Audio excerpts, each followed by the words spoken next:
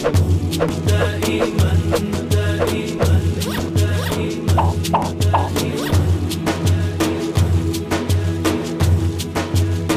مولاي صل وسلم. This Ramadan, we are on the road and visiting the major cities in the UK until the end of Ramadan. We have been touring some of the biggest and best masjids, as well as reaching out to Britain's 3.1 million Muslims to see how they spend their Ramadan. Open Iftar Bradford. Assalamu alaikum.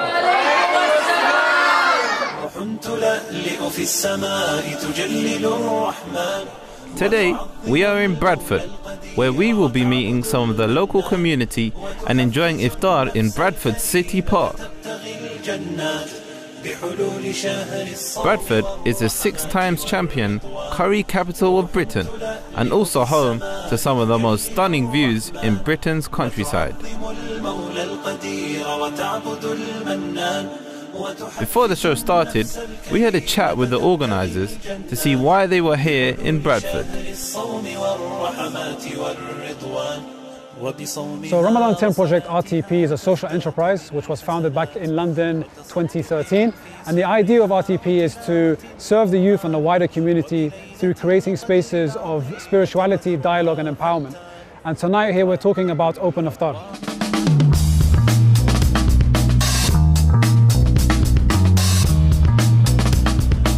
Open Iftar is one of the campaigns we run at RTP, and the idea behind Open Iftar is to invite people from all walks of life, different faiths and backgrounds, over food, inspirational talks and engaging discussions over a meal in the breaking of fast to explore the Islamic faith. So it's a way for us to actually forge community relations, humanity relations, bringing people back together from all faiths and backgrounds to understand the commonalities we share in our community. Since its inception in 2013, the organisation has grown and it's been worked in 7 cities, 4 continents, America, USA, Canada, Toronto, Istanbul, Turkey, served over 50,000 iftars, and here we are today launching its first UK tour in 4 cities with a launch in Bradford, Manchester, Birmingham and London. I feel there's so many invisible barriers that we don't cross, and through this iftar project and through causes like this, we're aiming to break these bridges and these gaps and divides and sit together in harmony and understanding one another from a faith background and from the responsibility we have towards humanity and mankind in living in peace and coexistence. And it's vital, and hopefully every small thing that you do is significant and makes a change, and that's what we're here to do today. I think it's extremely important to build bridges in the community between all ages, between all genders, all faiths, just to bring people together in a world where there's so much war, so many arguments happening here, there, everywhere. It's nice for everyone to come together. The idea is to be out in open spaces. So for us at RTP, we're interested in creating spaces, making use of spaces which are not being used as much as possible. For example, here, this is the first time in Bradford's history we hold an Open Iftar Bradford. We're inviting people of all walks of life to come together outside the town hall in Centenary Square. So for us, it's about engaging with the local community, engaging with different faith backgrounds as well. The goal for Ramadan is to pure and true reflection, to better my inner self, to reflect for the purpose of why I'm fasting.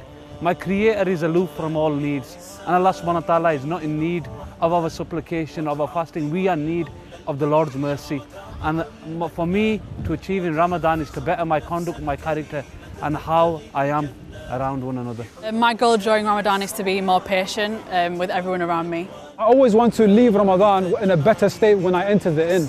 So I think, realistic goals like that for me, I'd love to leave Ramadan feeling a lot more content with life, a lot more gracious, a lot more patient, and to be more reliant on Allah subhanahu wa ta'ala. And of course, to hopefully bring us closer to Him after this blessed and beloved month of Ramadan. And inshallah, Allah subhanahu wa ta'ala blesses us with Open Iftar here in the UK tour and here in Bradford, and also the Open Iftar across the UK and our campaign across Ramadan in international cities as well. So Ramadan is a month of thinking of others. Ramadan is a month of charity. Ramadan is a month of sharing. And for us at RTP, we believe in servant leadership.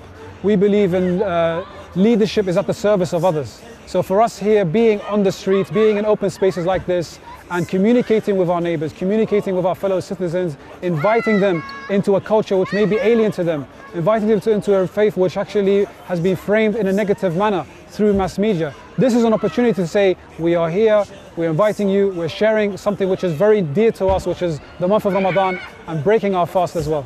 I think the thought that I can give for the day is that for to be free is not merely to cast off one's chains, but to live in a way that respects and enhances the freedom of others, and we must all learn to resonate with that.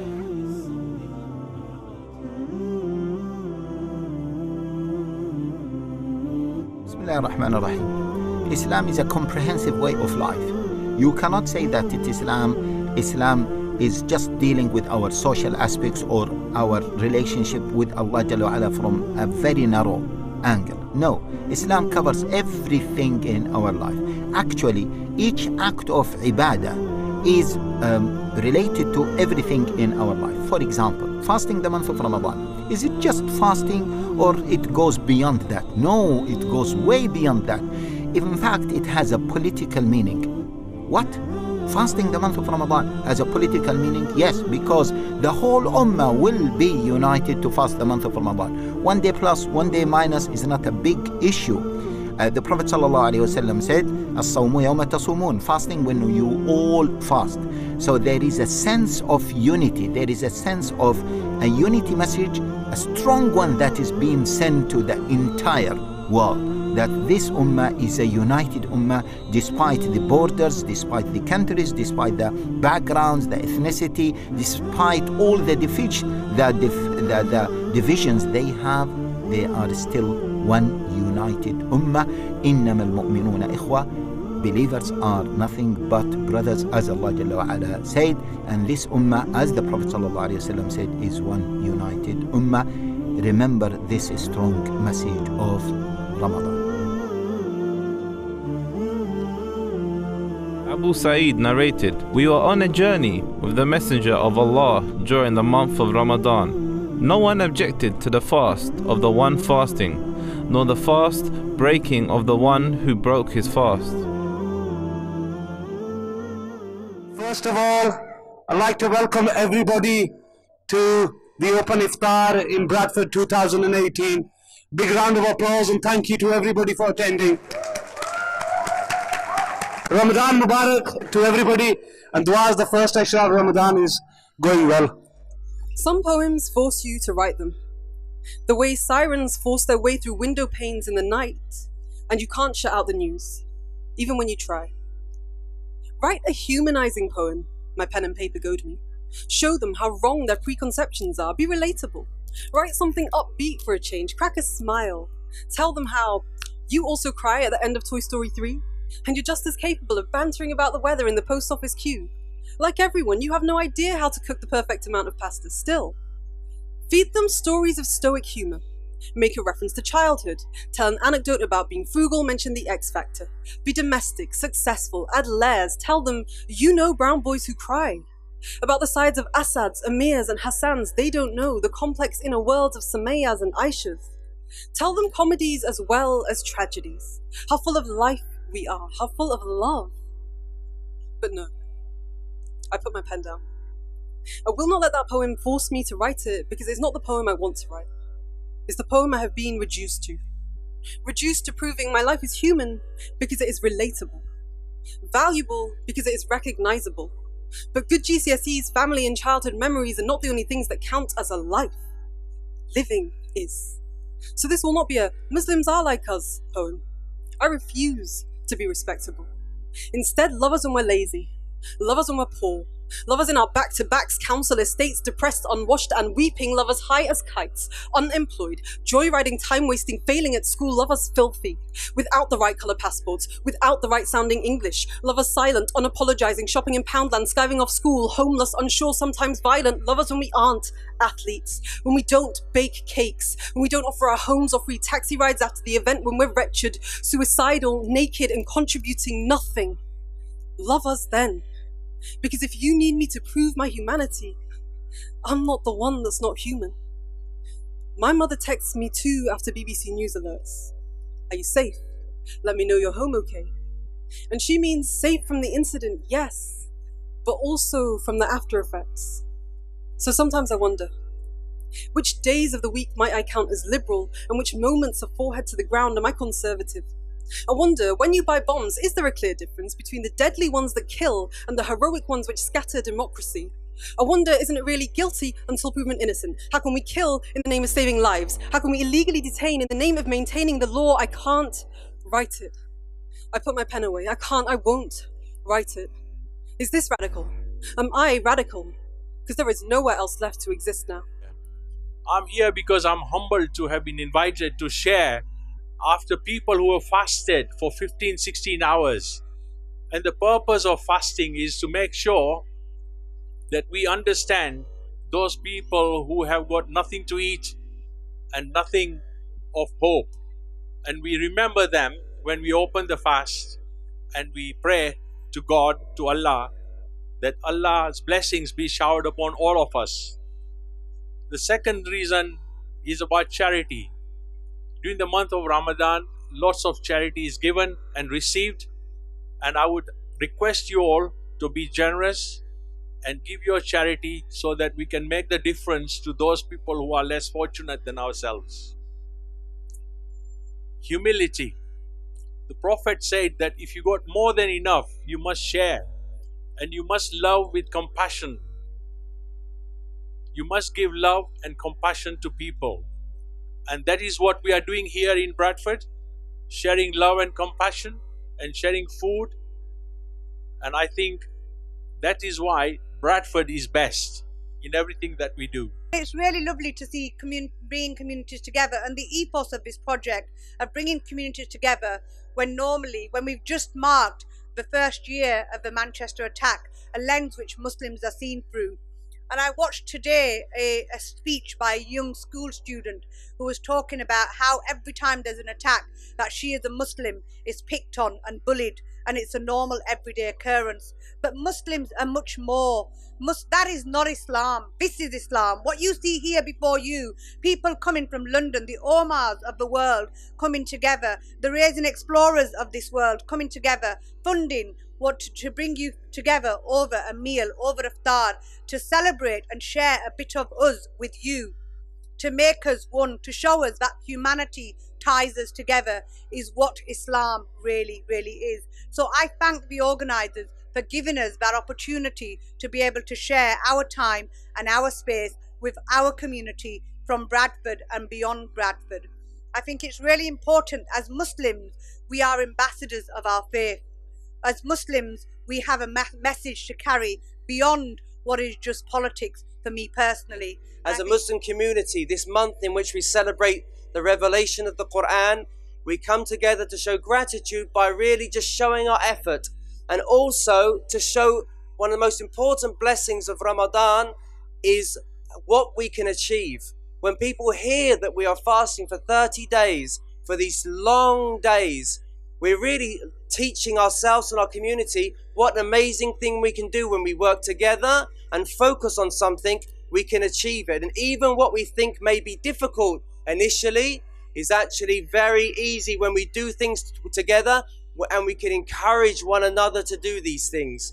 And we see even many of our youngsters are fasting, and it's really teaching them a real life skill of restraint and resilience and willpower. That's the greatest gift that we can give our youth going into their adult lives. And so this is these are some of the wisdoms and the blessings of fasting. And this reminds me, as we sit here today, of when I fasted in Madinatul Munawwara, the blessed city of the Prophet Muhammad, peace and blessings be upon him. Everyone would sit in rows like this, and you could feel when the sun was just about to set, and there was a magic about the ambience. And I remember one man saying, "Stop reading Quran, stop speaking, this is a time for prayer." Allahu Akbar, Allahu Akbar, Allahu Akbar, Allahu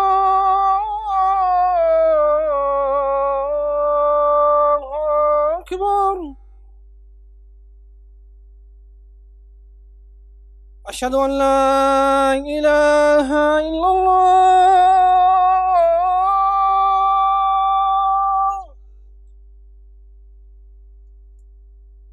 أشهد أن لا إله إلا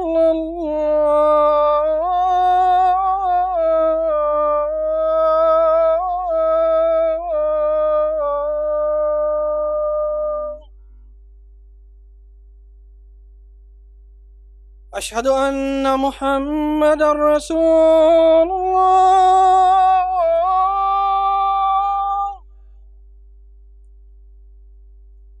أشهد أن محمدا رسول الله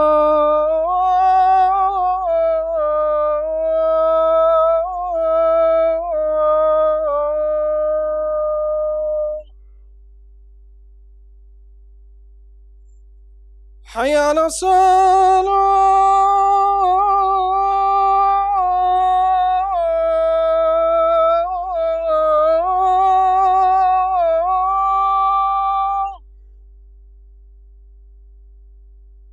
حي على الصلاة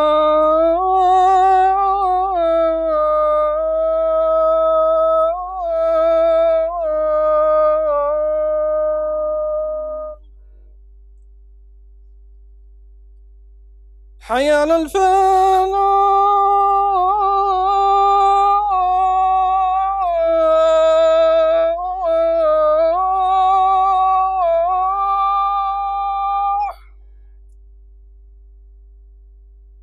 حي على الفلاح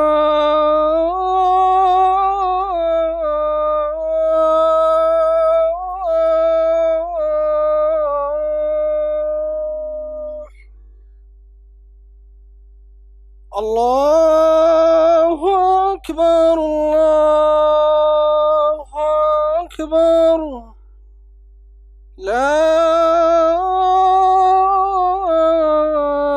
إله إلا الله. After the speeches from our esteemed speakers, we caught up with them and asked them why they were here at the event today.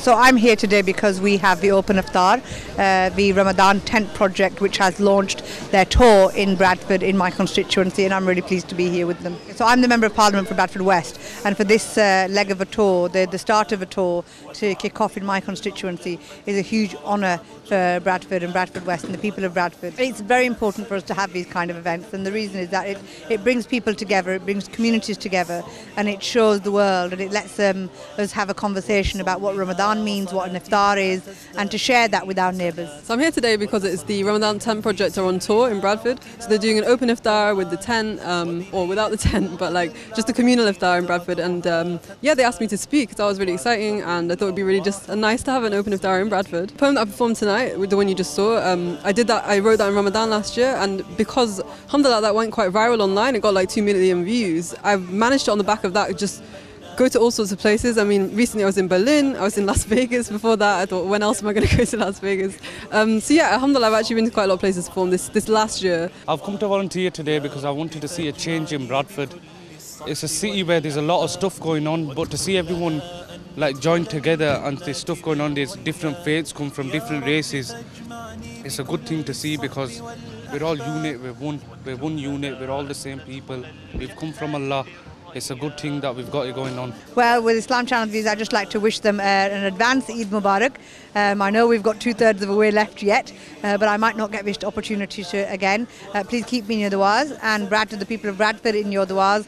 And indeed, I hope the rest of Ramadan is equally as fruitful as the first third has been. My goals for this Ramadan are quite broad because I think there's a hadith about kind of the things that you should value that you will run out of. So like when you have time, you don't value it. When you have youth, when you have wealth. And right now I have time. Like I'm not a full-time student anymore. I was last year. I'm not fully employed anymore. So I kind of thought this year what I want to do is just really deepen my connection with the Quran. Really spend a lot of time like focusing on tafsir, these kind of things that you don't get to do in your everyday life. So for me, my goals are just sort of strengthening my personal relationship with Allah. Yeah, I want to improve my character, the way I act in front of people, the way I talk, the way I stand, like the way I show myself. Oh, my goals for myself are very much, I think I spoke to Sheikh Abdul Haq Bewley earlier and I asked him the question. I said, what is it? What does Ramadan mean to you? And he summed it up in one sentence. He said, an opportunity to get close to Allah. And that's what it means. There is no other way to describe it for me. Paper says British born. Like that's all it is, just an accident. They rubbed out British raised, desperately trying to deflect, erasing the context and connection. The fact this society made him, this land, this place, this word, are harm, but he's British born. Not British. British, never British. They say the birthplace is somehow random, places motives in a foreign land, must be the fact of his grandparents' blood, must be the fact of his skin. What a welcome from the heart of the empire, Raj of the Raj, a massive thumbs up from the hand which sliced us. British born, not British made, foreign gods somewhere deep inside. I am British born, British passport, but neon hijab and signposted skin. Wow, that was an amazing poem. So, we've enjoyed our time thoroughly in Bradford, and now we will be going over to Birmingham. Until next time, Assalamu alaikum. O Allah, on this day, take me closer towards your pleasure. Keep me away from your anger and punishment. Grant me the opportunity to recite your verses. By your mercy, O the most merciful.